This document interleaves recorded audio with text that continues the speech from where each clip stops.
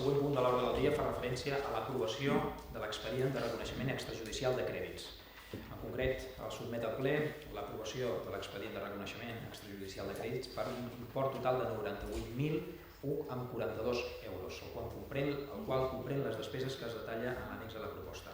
Tanmateix, aplicar els respectius imports de les despeses descrites a les aplicacions pressupostàries del pressupost de l'any 2016, d'acord amb el quadre expressat a l'apartat anterior. Bé, tal com vaig anunciar precisament en el ple anterior, és el segon expedient de reconeixement extrajudicial de crèdits. Es tracta d'aprovar i passar per ple necessàriament, de passar per ple aquestes factures per poder ser ateses. Són factures que poden correspondre a 3 famílies diferents, o bé factures emeses el 2015 i que ens han arribat en posterioritat al tancament de l'exercici, o bé factures que, sent datades el 2016, corresponen a feines efectuades durant el 2015, i en tercer lloc també entrades d'alguna manera el 2016 i un servei efectuat el 2015. Totes aquestes factures que estan relacionades amb l'annexa, entenem gairebé que amb aquestes quedaran ben poques. Ja us anunciava que possiblement això que és una petició habitual en el ple, que es facin pocs expedients d'aquestes característiques, però aquests primers mesos és una qüestió necessària. En queden ben poques, estem fent una mica una batuda per recuperar aquestes possibles factures una mica endarrerides. En el llistat que es presenta el dia d'avui no hi ha excessiva anterioritat a mesos de setembre i octubre de l'any passat.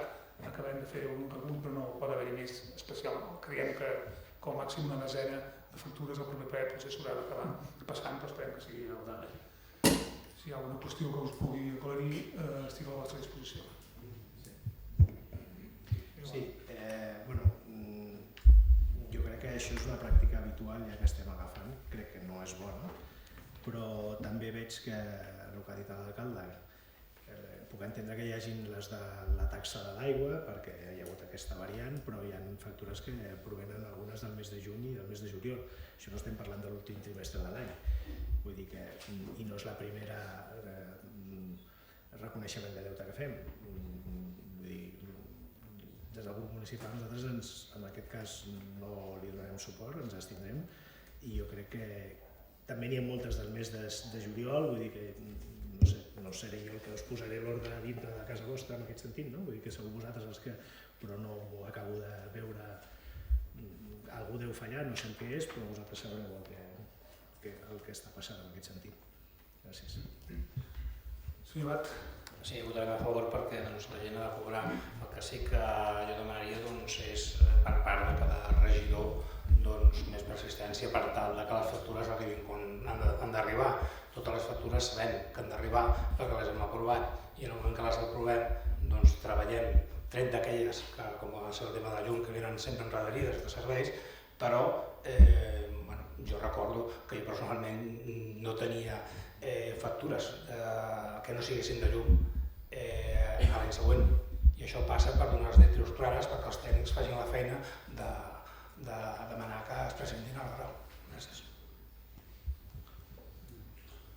Sí, nosaltres en aquest cas ens abstindrem perquè també ens està dient que hi ha factures molt enrederides, tot i que sabem que s'ha de cobrar, hem de posar un mecanisme que sigui més àgil i que les factures estiguin més al dia. Aleshores, nosaltres ens abstindrem, però hauríem d'intentar que això escurçar-ho al màxim. Nosaltres com vam dir a la informativa hi votarem a favor. Moltes gràcies. Passem a la votació, senyor secretari. Són vots a favor. Són 13. Vots en contra. Cap. Abstencions. Són 4.